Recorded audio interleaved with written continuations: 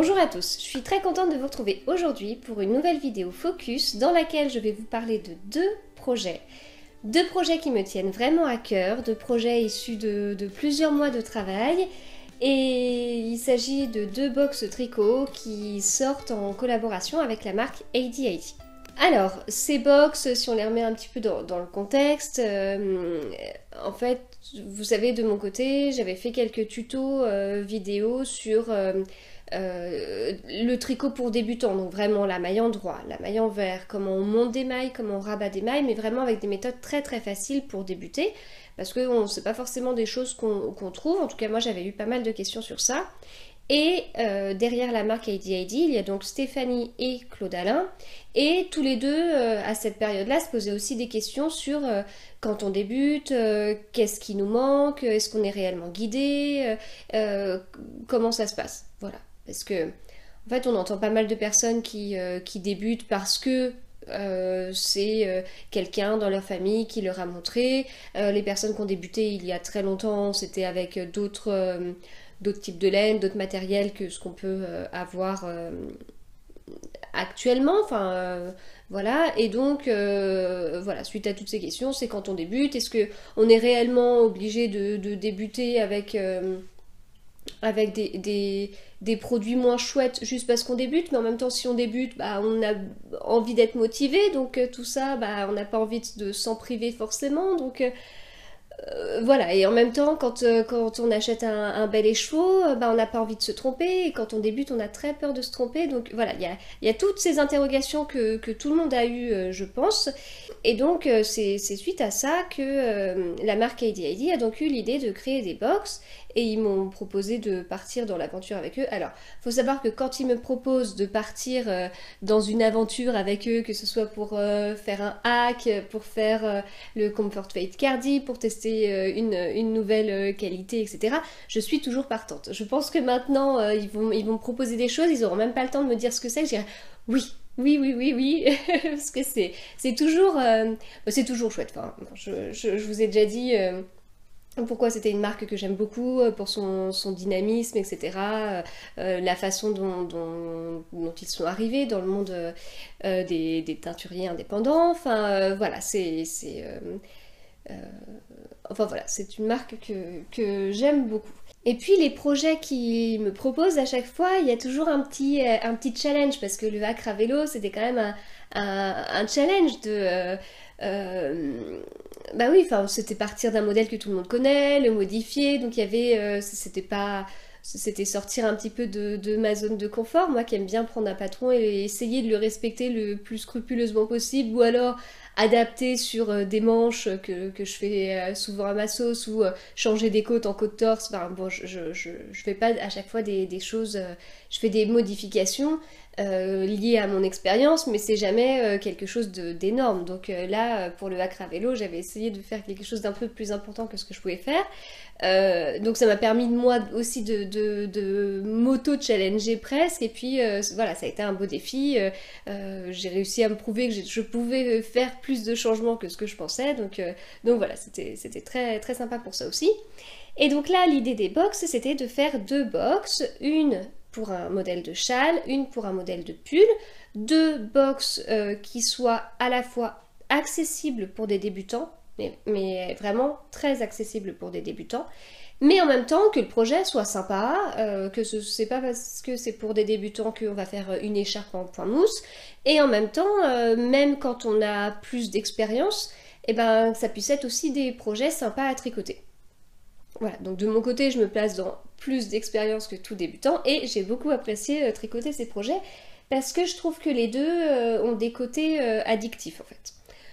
Donc, je vous présente d'abord les projets et ensuite je vous montrerai le contenu des box qui sont juste à côté de moi. Voilà, là la box du pull avec en photo le même. C'est fou, hein? D'ailleurs, encore une petite intro avant de continuer.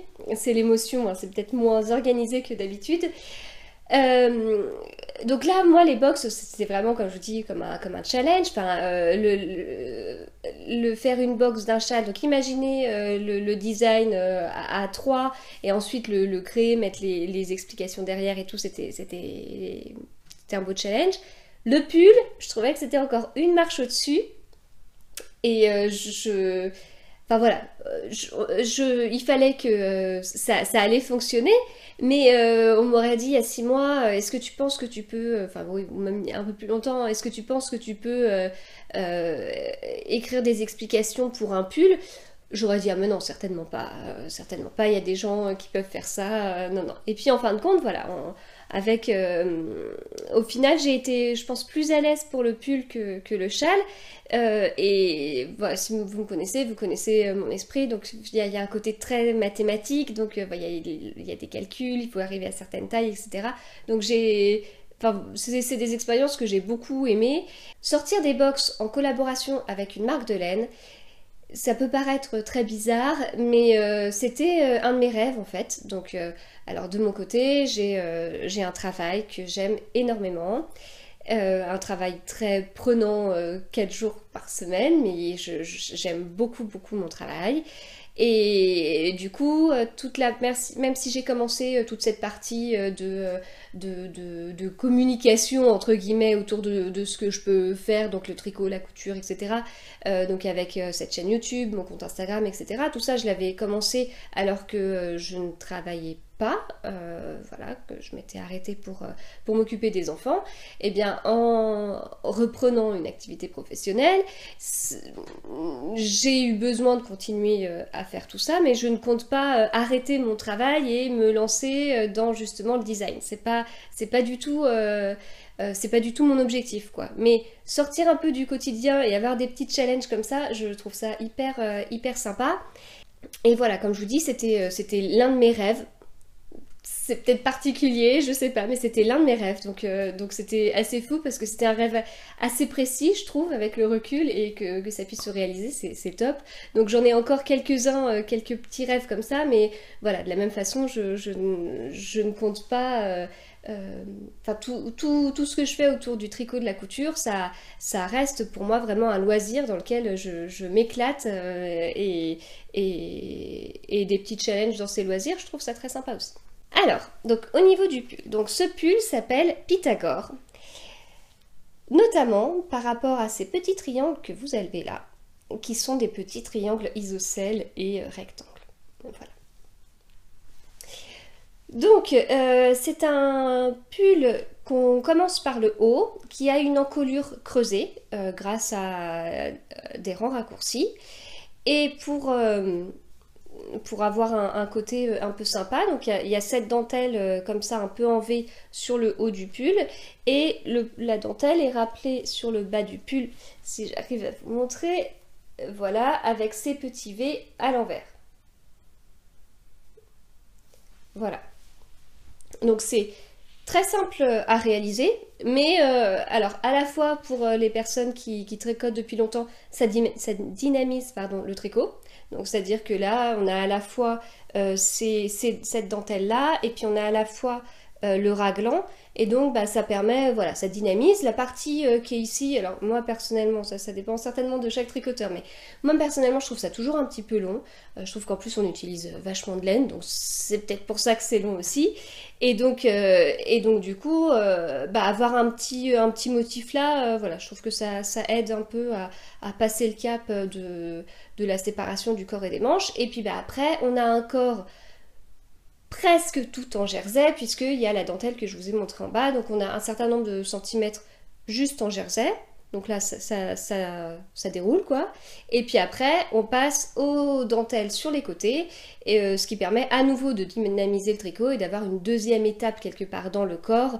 Voilà, qui peut être sympa. Et ensuite, on termine par des côtes de 2. Le col était déjà fait avec des côtes de 2. En bas des manches, c'est pareil, il y a des côtes de 2. Moi, c'est quelque chose que j'aime beaucoup parce qu'en fait, on voit beaucoup les côtes 1-1 qui ont tendance un petit peu à s'éclater, etc. On voit beaucoup, du coup, les côtes torse comme si on vient pallier le problème des côtes 1-1 avec des côtes torse. Alors, c'est très joli, hein, moi j'aime beaucoup.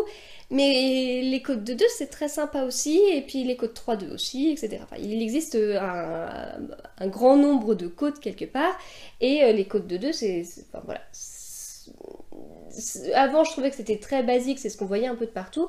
Bah, maintenant, j'ai presque envie de dire, bah, ça change en fait, hein, ça change. Et puis, c'est aussi simple à réaliser, donc ça voilà, je trouve encore une fois que ça permet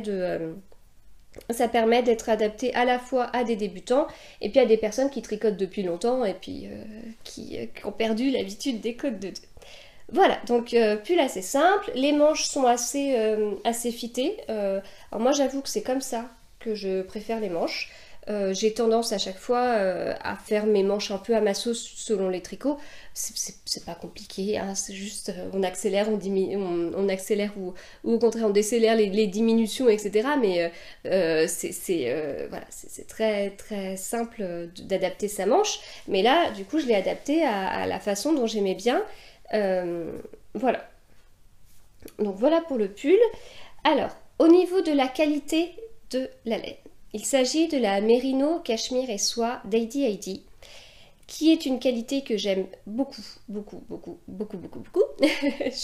Donc j'avais fait le Lady Margot de Longue avec Anna avec cette qualité-là, et c'était juste avant en fait que Heidi Heidi sorte cette base. C'est une base extra, voilà. Donc le pull a été testé, ça a été l'un des retours des testeuses qui ne connaissaient pas cette base-là. Elle est quand même top. Elle est top parce qu'elle a un certain drapé. Alors bon, c'est pas un pull boxy non plus, donc je sais pas si du coup le drapé a énormément enfin, si c'est une bonne caractéristique, mais bon, en tout cas on a créé ce pull en pensant à cette base-là, donc on l'a créé pour cette base. Et au toucher, enfin c'est un bonheur quoi. C'est très agréable à tricoter et très agréable à porter. Là j'ai juste un débardeur en dessous. J'adore, enfin vraiment j'adore. C'est vraiment ouais, c'est agréable et puis c'est assez difficile à décrire en fait. C'est agréable, c'est doux, c'est soyeux, je saurais pas dire, mais vraiment, enfin, ça vous le savez déjà hein, si vous me suivez parce que j'en avais déjà parlé, mais j'aime vraiment beaucoup. Euh, voilà, donc ça c'est pour le pull. Donc comme je vous dis, il a été testé. J'en profite pour remercier mes testeuses. Ça a été... alors en fait dans l'équipe de testeuses, il y a une partie des testeuses qui sont mes copines proches de tricot, à qui j'ai proposé le projet, le fait de tester avec cette base, puisque le pull est fait pour cette base, etc. Enfin, voilà. Et elles ont tout accepté, donc ça a été... Enfin, j'ai été très touchée en fait qu'elles acceptent de participer à cette aventure, très contente de pouvoir partager ça avec elles aussi, puisque mis à part ça, bah, c'était quand même un projet secret, hein, donc voilà, c'était vraiment chouette. Je les remercie aussi parce que le test a été assez court, et puis pour leur retour aussi en toute sincérité, etc. Donc voilà, un immense merci. Et puis je remercie aussi les testeuses qui sont venues nous rejoindre, donc suite à un appel que j'avais lancé en story sur Instagram et que la marque Heidi Heidi aussi a lancé, parce que voilà, l'un de nos souhaits c'était de pouvoir proposer ce pull à un maximum de taille, parce que de la même façon, hein, on sait que tous les modèles ne sont pas ouverts à toutes les tailles, etc. Et c'est quelque chose qu'on a pas mal entendu parler, donc voilà, ça a été notre souhait de pouvoir proposer cette box au plus grand nombre. Donc là actuellement c'est un pull qui va de la taille XS à la taille 3XL. Alors ce qui correspond à 80 cm de tour de poitrine jusqu'à 128 cm de tour de poitrine. Voilà, donc c'est pas trop mal hein, comme premier pull. Voilà. Donc voilà, du coup un immense merci à l'ensemble des testeuses pour leur accompagnement, leur test, leur réactivité, etc. Et puis la bonne ambiance hein, qu'il y a eu aussi. Et ça, c'était chouette parce que moi, j'étais un petit peu stressée de mon côté. J'avais peur qu'il y ait beaucoup d'erreurs, etc. Et puis bon, voilà, c'est vrai que... enfin voilà, bon, c'était vraiment chouette. Donc merci à toutes d'avoir participé au test. Voilà, donc ça c'est pour le pull Pythagore qui est, comme je vous dis, très agréable à porter là sur les bras, j'adore. Alors, je vous ai parlé quand même d'une qualité qui a fait un beau drapé, et beau drapé, on pense à des pulls peut-être plus larges, mais on pense aussi à des châles. Et du coup, hop, je le tire, voilà. Et donc du coup, dans la même qualité, nous avons imaginé un châle. Hop, ça rebique un petit peu en bas. Il s'agit du châle Saturne, qui reprend en fait, vous voyez, le... Ah, c'est extra du coup, on peut comparer. Voilà, qui reprend le même point. Alors, c'est pas totalement le même rendu parce que c'est pas le même numéro d'aiguille, hein. Ici, on est sur du 3,25 et ici, on est sur du 3,75, mais vous voyez, c'est vraiment la même dentelle avec, voilà, avec le coup du V et puis au milieu, j'aime beaucoup ces petits points. Voilà. Donc, c'est un châle bicolore avec une couleur qui est utilisée pour des bandes de point mousse, voilà, qui sont, vous voyez, de plus en plus fines en fait. Et puis une seconde couleur qui est utilisée pour la dentelle, qui de la même façon est entre guillemets de plus en plus fine sur des bandes de moins en moins larges, et puis une dentelle qui raccourcit petit à petit, jusqu'à devenir seulement des jetés à la fin. Voilà. Tout en finissant par un rabattage en picot. Donc de la même façon, c'est totalement adapté aux débutants parce que du point mousse, c'est bon. Du jersey, pareil, il n'y a pas de souci. Tout ce qui est dentelle, etc., c'est pas compliqué. Voilà, et puis de la même façon, après, rabattage en picot, c'est vraiment pas difficile à faire. Et c'est rythmé. Mais ça, enfin, qu'on soit débutant ou pas débutant, je pense qu'on a tous besoin d'un projet sur lequel on s'ennuie pas. Et du coup, avec l'alternance des sections, l'alternance des couleurs, l'alternance des points, on s'ennuie pas, quoi. Voilà, c'est vraiment très, très sympa à faire et du coup, ça va vite, je trouve. Voilà. Donc, je vous dis que tout ça, c'est très adapté aux débutants, etc. Mais c'est aussi parce que dans les box, on a été plus loin que de donner juste des explications, etc. Toutes simples. Il y a un test que j'ai pas fait. Alors, je fais une petite pause. Je voulais voir si ça allait bien. Ah ouais, ça va bien avec. Je m'interromps moi-même dans mes explications. Pas mal, hein? Les couleurs, ça va bien ensemble. La même qualité. Et puis, comme je vous dis, cette qualité-là, elle est très agréable à porter là sur mes bras parce que je suis en débardeur. De la même façon, sur mon cou, qui aujourd'hui n'a pas de col roulé, c'est hyper agréable. Vraiment, voilà. Donc il est assez grand pour pouvoir faire comme ça un tour. Je ne l'ai pas mis d'une façon extrêmement bien, mais pour pouvoir faire un tour et le nouer. Ou alors vraiment si vous avez très froid, vous pouvez faire plus de tours et puis faire un petit nœud au bout. Moi ça m'arrive quand il fait pas chaud comme ces derniers jours. Donc les box ont été pensés vraiment pour débutants, pour accompagner ceux qui souhaitent se lancer dans quelque chose d'un peu sympa. Donc là on a la box pour le pull et ici on a la box pour le châle. Voilà, donc ça vous permet de voir un peu le format aussi des box.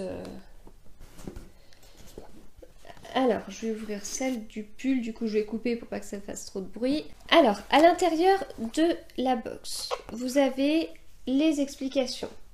Voilà, ça fait bizarre, c'est la même personne, c'est le même pull.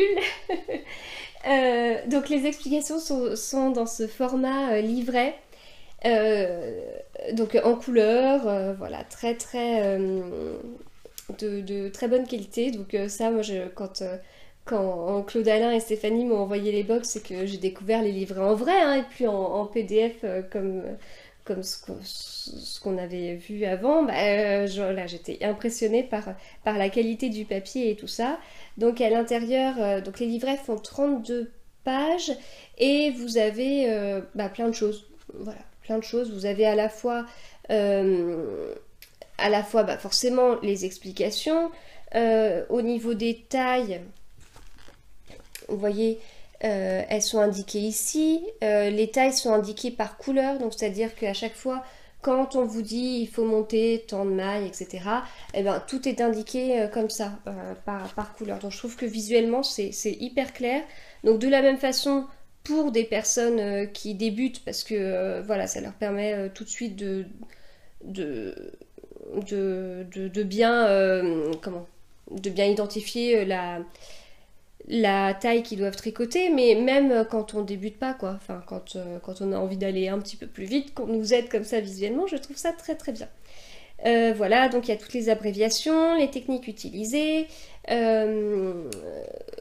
ce que contient la box, voilà. Alors, faut savoir que toutes les explications donc, sont données en explications écrites, et que certaines explications, alors davantage sur le châle, mais là sur le patron, il existe en fait une autre notation qui est indiquée, notation alternative AD-Script, qui permet, pareil, d'une façon très visuelle en fait, de réussir à suivre les explications, mais ça veut dire qu'au lieu d'avoir des explications écrites, c'est une alternative à parfois des diagrammes, mais c'est plus complet qu'un diagramme aussi. Voilà, donc c'est assez... Encore une fois, l'objectif c'est toujours d'essayer d'être assez pratique et accessible pour tout le monde, donc ça c'était une très bonne idée de la part de Stéphanie et Claude Alain. Alors après, qu'est-ce que je peux vous dire d'autre?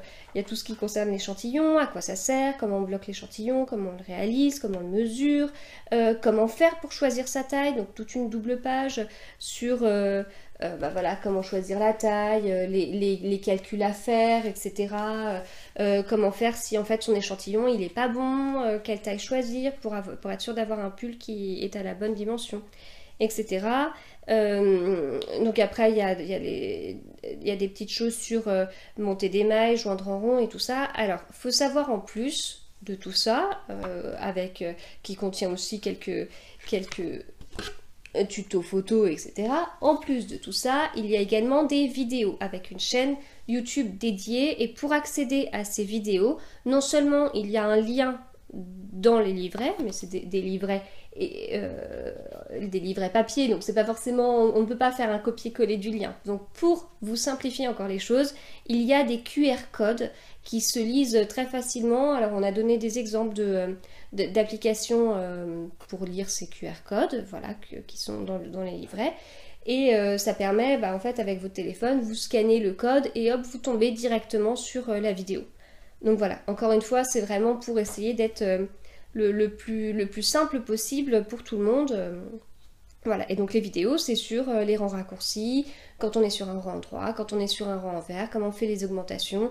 Là, il y a un petit point sur la dentelle, comment on le fait, comment on joue en rond, voilà, donc plein de choses. Stéphanie et Claude Alain ont ajouté aussi des petits points, le saviez-vous, très intéressants, que je ne vous dévoile pas, mais moi j'ai appris pas mal de choses. Voilà, bon, il y a des petites astuces, enfin bon, voilà, donc ça c'est le livret pour les explications du pull. Avec ça dans la box, on a un petit pochon, voilà, qui contient de l'eau calant pour pouvoir laver votre tricot sans avoir besoin de rincer.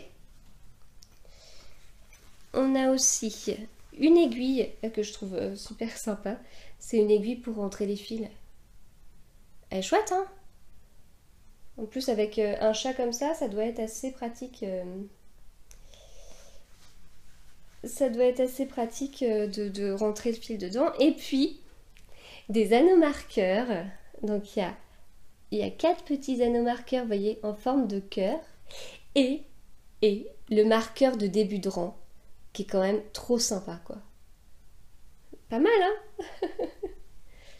Hop! Donc ça, c'est dans le petit pochon. Alors, nous avons donc aussi les aiguilles. Donc ça, les aiguilles, c'est en option. Voilà, donc des aiguilles de la marque Xiaogu. On a besoin de 2 tailles d'aiguilles. Donc du coup, voilà, 2 tailles d'aiguilles avec un câble. Elles sont donc interchangeables. On a 3 ou 4 écheveaux selon la taille que vous souhaitez réaliser. Donc ici, ce sont 3 écheveaux, donc de la qualité, hein, comme je vous disais, mérino, soie et cachemire. Donc c'est 70% de mérino, superwash, 20% de soie et 10% de cachemire. Et donc ici, c'est le coloris Fangor. Je ne sais pas si ça se dit comme ça. Parce que c'est possible que je m'en fasse un autre en fait. Donc Heidi en fait a sorti plein de coloris dans cette base là. Et du coup, bah, les testeuses ont choisi des coloris et tout. Et puis là, c'est un peu compliqué parce que j'ai juste envie de faire le pull dans 50 coloris différents. Mais bon, c'est pas grave. Mais je vais être obligée de le refaire, quoi. Enfin, c'est obligé. Et puis, on a également un sac à projet. Voilà. Donc, Pythagore avec un super beau dessin. Et, vous voyez la matière? C'est tout doux. C'est comme le pochon. C'est tout doux. Voilà, donc ça c'est ce que contient la box du pull. Et donc, maintenant, la box du châle. Donc le châle Saturne. Qui a également son livret. Voilà, ça fait très bizarre hein, parce que ça c'est une de mes photos. D'habitude mes photos elles sont sur Instagram ou sur mon blog quand je l'alimentais. Et là comme ça sur un livret, waouh ça fait bizarre. Voilà, donc ah oui, ce que je vous ai pas dit, c'est que en fait dans les livrets, je n'en ai pas parlé pour l'autre, mais il y a un mémo avec les abréviations, ce qui permet en fait, au lieu de prendre votre livret et de regarder, ou si vous êtes sur une page en train de suivre vos explications, c'est toujours pénible de se dire ah il faut que je retourne à la page temps pour me rappeler ça veut dire quoi M point, ça veut dire quoi, enfin pas M point pardon, ça veut dire quoi M, etc. Et bien vous prenez le mémo à côté et voilà, vous avez tout sous les yeux.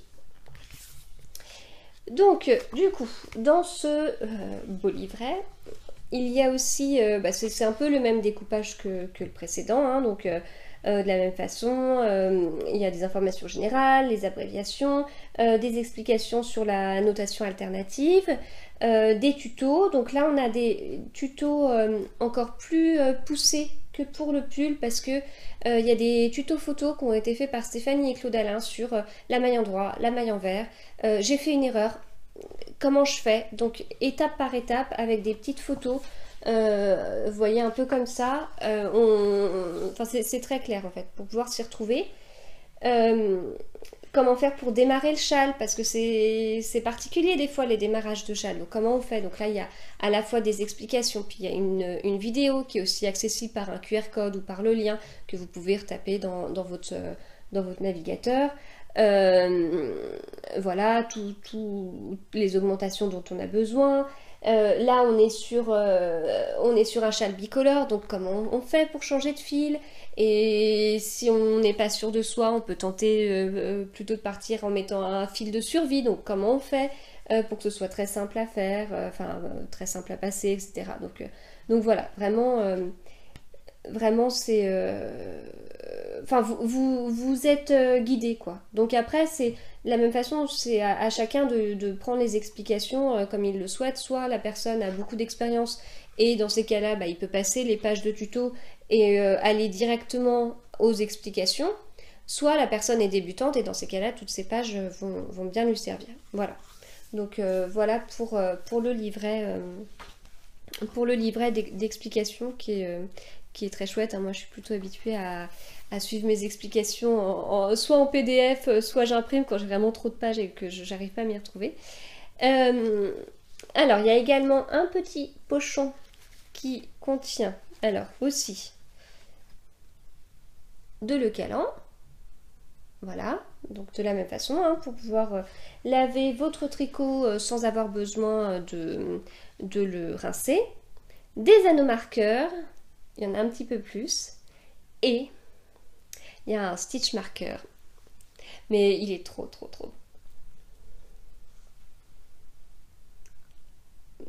Voilà. Donc en fait, je pense que je vous présente tout, etc. Je sais pas si je vais refaire quelques photos. Une fois que tout ça c'est bon, je pense que lui, je vais vite l'enlever, je vais le mettre sur mes tricots. Je le trouve trop beau, quoi. On dirait presque un petit bijou. C'est vrai, hein? Chouette. Et puis il y a aussi une petite aiguille donc pour rentrer ses fils. Voilà. Donc voilà pour ça. Ensuite, de la même façon, il y a des aiguilles Xiaogu en option, ce qui vous permet voilà, de les prendre ou pas selon si vous en avez besoin. 2 écheveaux. Voilà. Donc ici, ce sont les coloris Beaujolais et Darling, qui a un rose, vous voyez, un rose pâle. Et encore une fois, c'est la même base que la précédente, hein, donc mérino, cachemire et soie. Et du coup, comme vous le voyez, le pull, le châle, je vous les ai présentés dans certaines couleurs. Là, je vous montre d'autres couleurs. Il y a le choix des coloris. Voilà, c'est pas une box avec un coloris unique. Vous pouvez choisir vos coloris. Et le sac à projet avec le châle. Voilà. Et de la même façon, c'est tout doux. Ouais. Voilà. C'est un côté un peu émouvant quand même. Hein. Comme je vous dis, c'est le fruit de plusieurs semaines, plusieurs mois de travail et tout ça. Donc voilà, c'est émouvant. Ces box, du coup, elles seront présentes au salon Création et Savoir-faire qui commence mercredi de la semaine prochaine et qui s'arrête le dimanche juste d'après. Voilà, donc elles seront présentes sur le DayDID. Si vous n'avez pas la chance d'aller au salon Création et Savoir-faire et que ces box, vous les trouvez trop chouettes et tout ça, vous pourrez les retrouver sur le site DayDID après le salon Création et Savoir-faire. Et du coup, je serai aussi présente un petit peu sur leur stand, mais je vous en parlerai davantage sur Instagram. Donc surveillez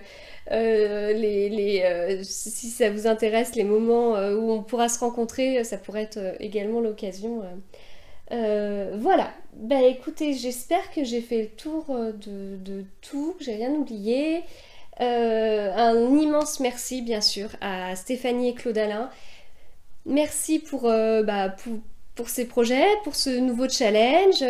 C'était un challenge au début, mais voilà, ça y est, à la fin, les box sont là, elles sont chouettes, beaucoup mieux que ce que j'aurais pu imaginer. Donc voilà, un immense merci pour tout ça. Et aussi un immense merci pour leur disponibilité, parce que voilà, j'avais des fois des questions le samedi très tard, le lundi matin très tôt. Donc voilà, ils ont toujours été hyper présents et puis ça a été très agréable de pouvoir travailler comme ça tous les trois, de pouvoir donner son avis et puis toujours avec un second degré, enfin sans se prendre la tête. Voilà, donc c'était vraiment une très bonne une très bonne ambiance de travail en fait. Enfin voilà, c'était très chouette. Donc merci beaucoup à eux. Voilà, bon, eh bien, je pense que c'est bon. Je vous souhaite à tous une très bonne journée et puis bah, je vous dis à bientôt.